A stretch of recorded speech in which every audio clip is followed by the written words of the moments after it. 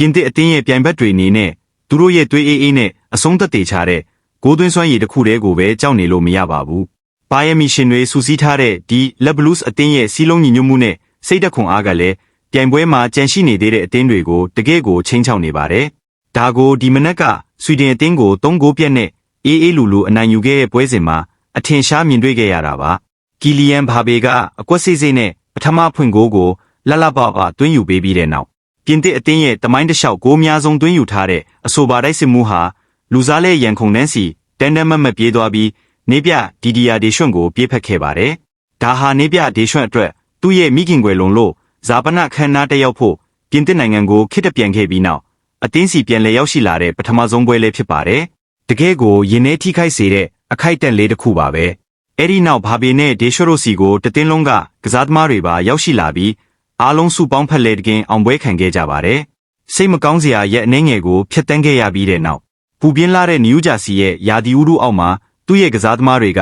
အကောင်းဆုံးခြေစွမ်းပြပြီးလာမယ့်ဇူလိုင်လ4ရက်စနေနေ့ဖီလာဒဲဖီးယားမှာကစားမဲ့ဘာယာဂွေးအသင်းနဲ့6သင်းစင်ပွဲစဉ်စီကိုလမ်းဖွင့်ပေးလိုက်တာကြောင့်ဒေရွှန့်ရဲ့မျက်နှာထက်မှာအပြုံးတွေပြန်လဲဝေးစားလာခဲ့ပါပြီ။ဒေရွှန့်ကဒီအုပ်စုကအရန်စီလုံးပါတယ်။ပြီးခဲ့တဲ့အပတ်ကကျွန်တော်မရှိရဲ့အချိန်မှာတော့သူတို့အကောင်းဆုံးလုပ်ပြနိုင်ခဲ့ကြတယ်။အသင်းတစ်သင်းရဲ့စိတ်ဓာတ်ခွန်အားကပွဲတိုင်းကိုနိုင်စေတာတော့မဟုတ်ပါဘူး။ဒါပေမဲ့အဲ့ဒီစိတ်ဓာတ်တာမရှိရင်တော့ပွဲရှုံးနိုင်နေဆိုတာကျွန်တော်သိတယ်။စုပေါင်းအင်အားကအရာအလုံးထက်ပိုရေးကြီးပါတယ်။လို့ပွဲပြီးမှဒေရွှန့်ကပြောကြားခဲ့ပါတယ်။ကွင်းလေလူအော်ရီလီယန်ချူအာမီနီကလည်းနေပြခတ်များစိတ်ဆင်းရဲစရာတွေအများကြီးကြုံတွေ့နေရတာကိုကျွန်တော်တို့သိပါတယ်။ဒါကြောင့်သူ့ကိုတက်နိုင်သမျှပျော်ရွှင်အောင်ထားနိုင်ဖို့အတွက်ကွင်းထဲမှာအစွမ်းကုန်ပေးဆက်ကစားနေကြတာပါလို့ဖြည့်ဆွတ်ပြောခဲ့ပါတယ်ဒီပွဲမှာဗီယက်လေဘာဂိုလာကဒုတိယဂိုးသွင်းပေးခဲ့ပြီးဘာဘေကပဲသူ့ရဲ့ဒုတိယမြောက်ဂိုးကိုထပ်မံသွင်းယူပေးခဲ့တာကြောင့်ရွှေဖနက်စုအတွက်အာဂျင်တီးနားရဲ့လီယိုနယ်မက်ဆီနဲ့အတူ6ဂိုးစီတူညီသွားခဲ့ပြီဖြစ်ပါတယ်အင်္ဂလန်တိုက်စစ်မှူးဟောင်းအီယန်ရိုက်ကဒီလိုအရေးချင်းမျိုးကိုခင်များတို့ဘလို့မှတားလို့မရပါဘူးပြင်သစ်အသင်းဟာကျွန်တော်မြင်ဖူးသမျှကမ္ဘာဖလားပြိုင်ပွဲတွေထဲမှာအလားအလာအရှိဆုံးဗိုလ်ဆွဲမဲ့ရေပန်းစားအသင်းကြီးဖြစ်နေပါပြီလို့မှတ်ချက်ပေးခဲ့ပါတယ်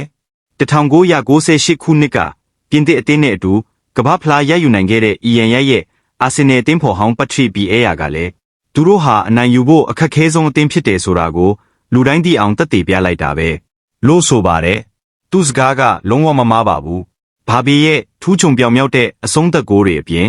်မိုက်ကယ်အိုလီစီကလည်းဒီပြိုင်ပွဲမှာသူ့ရဲ့9ဂိုးမြောက်ဂိုးဖန်တီးမှုအဖြစ်နောက်ထပ်2ဂိုးဖန်တီးပေးခဲ့ပါတယ်ဒါကြောင့်ပြင်သစ်အသင်းဟာကမ္ဘာဖလားသမိုင်းတစ်လျှောက်9ပွဲဆက်တိုက်3ဂိုးနဲ့အထက်သွင်းယူနိုင်တဲ့ပထမဆုံးအသင်းဖြစ်လာခဲ့ပါတယ်။ကွင်းအတွင်းရောက်ရှိနေတဲ့ကံကောင်းလာတဲ့ပရိသတ်8000ကျော်ကိုအသက်ရှူမလုံးတက်ရင်သက်ရှူမောဖြစ်စေခဲ့ပြီး2026ရဲ့ဒီပြင်သစ်အသင်းကိုတားဆီးနိုင်မဲ့သူရှိနိုင်ပါဦးမလားဆိုတဲ့မေးခွန်းကိုထွက်ပေါ်စေခဲ့ပါတယ်။ပြီးခဲ့တဲ့ကာတာကမ္ဘာဖလားဘိုလိုပွဲမှာအာဂျင်တီးနားကိုပင်နယ်တီနဲ့ရှုံးနိမ့်ခဲ့ရတဲ့ရင်ခွဲနာကိုကုစားဖို့အတွက်လက်ဘလူးစ်တို့ဟာဒီတစ်ချိန်မှာတော့ဖလားကိုအရယူမယ်ဆိုရဲပြစ်သားတဲ့စိတ်ပိုင်းဖြတ်မှုမျိုးရှိနေပုံရပါတယ်။ဆွီဒင်နဲ့ပွဲမှာဂိုးပေါက်ကန်သွင်းခွင့်25ကြိမ်ထိရရှိခဲ့ပြီးဒါဟာ1998နောက်ပိုင်းကမ္ဘာဖလားပွဲတစ်ပွဲမှာသူတို့ရဲ့အများဆုံးကန်သွင်းခွင့်ရမှုဖြစ်တယ်လို့အခွင့်အရေးအချို့ကိုလည်းလွဲချော်ခဲ့ပါသေးတယ်။သို့တော်လည်းပြင်သစ်အသင်းဟာအမေရိကန်မြေပေါ်မှာ၄ပွဲကစား73ဂိုးထိသွင်းယူထားနိုင်ခဲ့ပြီးကစားသမားတို့ဦးချင်းစီရဲ့အချက်လက်တွေကလည်းတခြားအသင်းတွေထက်အပြတ်အသက်သာလုံနေပါတယ်။ဦးစမန်ဒမ်ဘီလီလည်း၄ဂိုးသွင်း2ဂိုးဖန်တီးမှုနဲ့စုစုပေါင်းဂိုးပါဝင်ပတ်သက်မှု6ကြိမ်ရထားပါတယ်။မိုက်ကယ်အိုလစ်စီလည်း9ဂိုးဖန်တီးပေးထားတဲ့အပြင်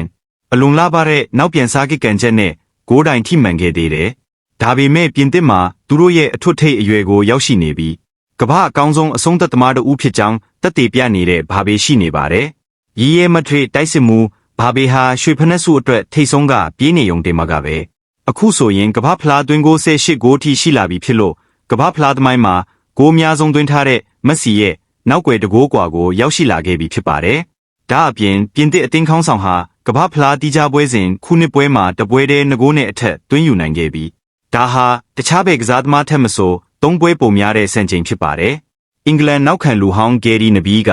ပြင်သစ်စီကနေကျွန်တော်တို့မြင်တွေ့ခဲ့ရတာကတိကျသေးချာမှုနဲ့ဖြတ်အားပြင်းမှုပါပဲ။ပွဲထွက်ကစားခဲ့တဲ့ရှေ့တန်း၄ယောက်ဘာဘေဒမ်ဘီလီအိုလက်စီဘာဂိုလာတို့ဟာပြိုင်ပွဲကဘယ်နောက်ခံလူကိုမဆိုအိမ်မဆိုးတွေပေးစွမ်းနိုင်ပြီးအဲ့ဒါကိုဘယ်လိုတားဆီးရမလဲဆိုတာကျွန်တော်တောင်တကယ်မသိတော့ပါဘူး သူတို့ကတခြားအသင်းတွေထက်တစ်ဆင့်မြင့်နေတယ်။ဗျာဇီးကနောက်ဆုံးမိနစ်မှကန်ကောင်းပြီးနိုင်ခဲ့တယ်။ဂျာမနီနဲ့နယ်သာလန်တို့ပြုတ်သွားပြီးပြင်သစ်ကတော့ဒီအဆင့်မှာဘယ်လိုကစားရမလဲဆိုတာအားလုံးကိုပြသနေတာပါ။ကျန်တဲ့အသင်းတွေကသူတို့ကိုကြည့်ပြီးငါတို့သွားရမယ့်စံနှုန်းကအဲ့ဒါပဲလို့တွေးနေကြရလိမ့်မယ်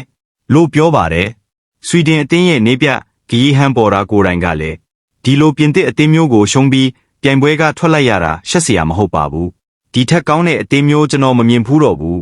လို့ဝန်ခံခဲ့ပါတယ်။အသက်6နှစ်အရွယ်ကခလက်ငယ်တစ်ခုမှဘောလုံးသမားဘဝကိုစတင်ခဲ့တဲ့အိုလီစီဟာ18နှစ်အကြာမှာတော့ခီးစရဲဘဲလစ်ကစားသမားဟောင်းဘဝကနေကမ္ဘာအကြီးကျယ်ဆုံးစင်မြင့်ထက်မှာသူ့ရဲ့ထူးချွန်ပြောင်မြောက်တဲ့ပါယမီကိုကမ္ဘာကိုချပြနေပါပြီ။လန်ဒန်ဟာမာစမစ်မှာနိုင်ဂျီးရီးယားလူမျိုးဖခင်နဲ့ပြင်သစ်အေဂျီးရီးယားကပြမိခင်တို့ကနေမွေးဖွားလာတဲ့အိုလီစီဟာ1994ခုနှစ်နောက်ပိုင်းကမ္ဘာဖလားပြိုင်ပွဲတစ်ခုထဲမှာဂိုးဖန်တီးမှု9ကြိမ်နဲ့အထက်ပြုလုပ်နိုင်တဲ့ပထမဆုံးကစားသမားဖြစ်လာခဲ့ပါတယ်။နေပြဒေရွှန့်ကလည်း